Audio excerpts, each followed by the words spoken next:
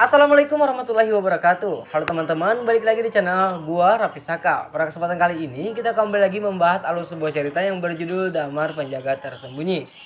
Oke, bagi kalian yang suka dengan video seperti ini, jangan lupa dikasih like, terus kalian subscribe channel ini guys, agar admin lebih semangat lagi membuat video terbaru di setiap harinya.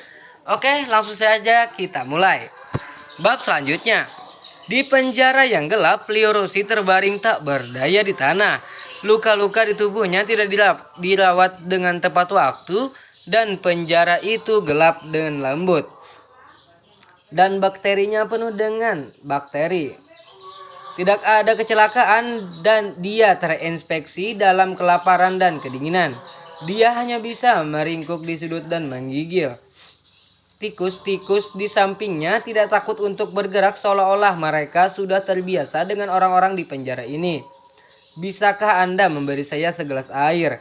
Akhirnya, Leo Rossi dan tidak tahan lagi mengangkat kepalanya dan dengan lemah menggigil sipir di luar kandang. Air? Oh, ada begitu banyak persyaratan untuk memasuki tempat semacam ini. Berhenti bercanda. Tahukah Anda tempat apa ini? Hukuman mati. Semua orang yang datang ke sini harus mati. Minum air seni. Kepala penjara itu tertawa mengabaikan Leo Rossi sama sekali. Kamu, Leo Rossi sedang terburu-buru dan ingin mengatakan sesuatu, tetapi dia tidak bisa berhenti untuk karena emosi. Wah. Dengan batuk keras seteguk darah menyembur keluar, tapi sipir mengabaikannya. Bagi mereka ini adalah hal yang biasa. Gadis, pada saat ini tangisan mendesak terdengar. Kemudian seorang wanita tua berjalan cepat ke dalam penjara. Siapa? Sipir berhenti tersenyum dan langsung berteriak. Namun, wanita tua itu mengabaikan sipir dan berdiri di depan pintu penjara. Menatap Leo Rossi, bajingan. Sipir itu mengutuk dalam hati dan hendak melangkah maju. Tetapi ditangkap oleh orang di sebelahnya. Kamu ingin mati? Ini Nenek Wen. Orang di sebelahnya mendengus. Ibu Wen? Wajah sipir berubah dan dia bisa melihat orang itu dengan jelas dengan bantuan cahaya redup dan dia tidak berani mengeluarkan suara. Di sisi lain, orang di sebelahnya berteriak, Tuan Wen, orang ini telah dihukum mati oleh 4 tetua. Anda hanya dapat mengunjungi, tolong jangan mempersulit kami. Saya hanya berbicara dengan gadis itu untuk beberapa patah kata. Wajah tua itu tenggelam dan dia menoleh dan berteriak. Kepala penjara tampak malu dan tidak berani berkata lebih banyak. Dia hanya bisa berkata dengan suara rendah, hanya beberapa kata. Jika kita terlalu banyak bicara, kita tidak akan bisa melakukannya. Datang dengan makanan panas, pergi, teriak Nenek Wen. Ibu Wen, jika keempat tetua tahu tentang ini, kita akan selesai.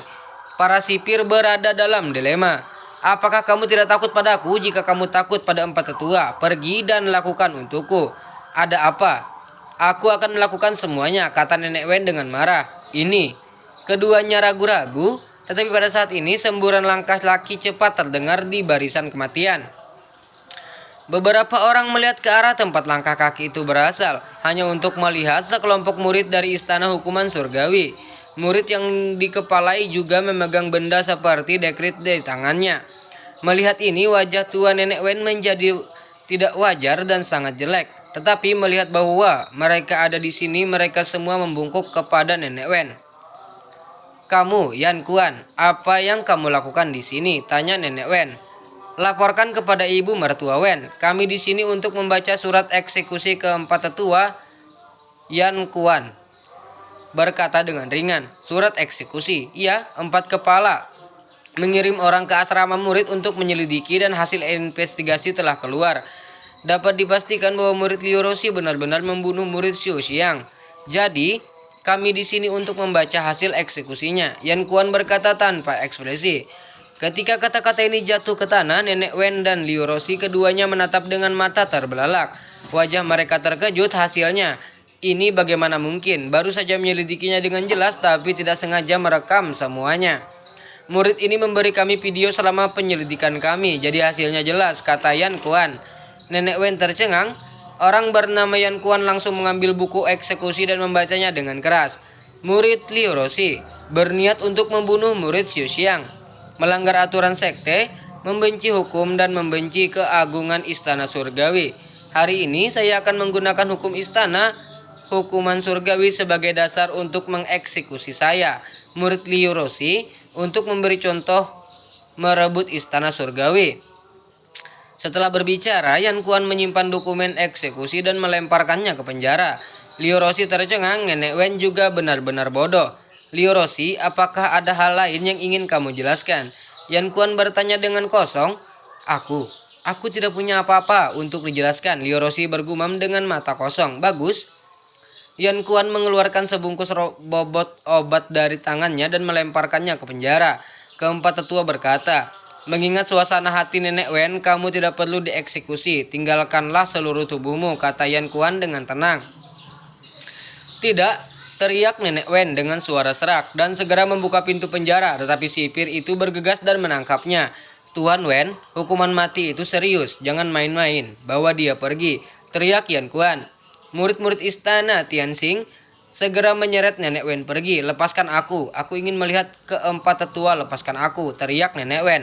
Namun itu tidak berhasil, segera orang itu dikeluarkan dari hukuman mati. Terima kasih Nenek Wen. Liu Roshi berkata dengan lemah melihat keempat Nenek Wen dibawa pergi. Xiaoner melihat tas obat di tanah dan bergumam dengan suara serak. Jika aku mati, Damar akan pergi juga. Khawatir tentang semuanya harus berakhirkan. Setelah berbicara, dia membuka ikatan kantong obat dan menelan semua debu di dalamnya. Di tempat perlindungan medis, Damar dan Kiovan berjalan kaki. Semua mata tertuju pada berdua.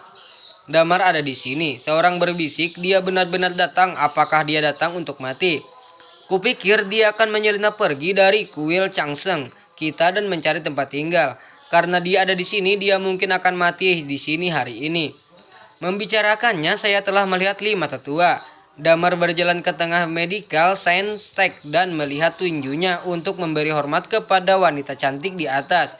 Wanita cantik itu mengangguk. Damar, pertempuran antara hidup dan mati adalah apa yang Anda usulkan.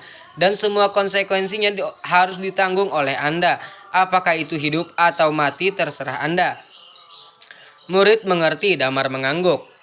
Saya harap Anda benar-benar mengerti, tetapi seperti yang saya lihat, Anda sama sekali tidak tahu apa yang Anda lakukan. Xu Xiang di sini tersenyum ringan, matanya penuh keceriaan. Aku juga bisa memberimu kalimat ini, kata Damar ke samping.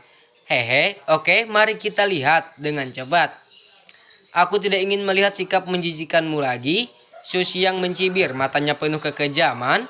Jangan khawatir, kata Damar dengan tenang. Trik apa lagi yang kamu miliki? Xu Xiang bingung. Orang-orang belum datang, kata Damar. Belum. Xu Xiang bingung, tetapi dia mendengar kelima tetua berteriak lagi. Di mana para murid? Mengapa kamu tidak datang? Semua orang tercengang. Masih ada murid. Apa yang terjadi? 5 tuan, bukankah ini pertarungan hidup dan mati antara Xu Xiang dan Damar? Keduanya sekarang di atas panggung, bukankah mereka sudah mulai? Beberapa murid berdiri dan bertanya, namun 5 tetua menggelengkan kepala. Permohonan yang diajukan oleh Damar adalah aplikasi gabungan, artinya 2 pertempuran medis hidup dan mati digabungkan, dan dia akan menantang Xu Xiang dan Su Caiguang. Pada saat yang sama, kata begitu pernyataan ini keluar, para penonton gempar. Tempat perlindungan medis meledak, semua murid terkejut. Pertempuran medis gabungan melawan 2 orang sekaligus. Apa yang sedang dilakukan Damar? Apakah dia begitu percaya diri? Mata orang-orang terbelalak dan untuk sesaat mereka mengira mereka salah dengar. Su Caiguang juga sama. Ekspresinya sangat dilebih-lebihkan dan dia tertegun sejenak sebelum dia menoleh dan berkata, apa yang baru saja dikatakan oleh 5 tetua? Aplikasi marger. Damar berjuang untuk hidup dan mati, dia apa maksudmu? Su Caiguang bereaksi dan sudah sangat marah. Apakah kamu memandang rendah aku, kakak senior Damar? Ini sangat menghinamu. Aku tidak tahan, kamu tidak bisa menghindarkannya. Mudah, para murid di belakangnya berkata berturut-turut. Bunuh dia dengan cara yang paling kejam, dia mencari kematian saudaraku.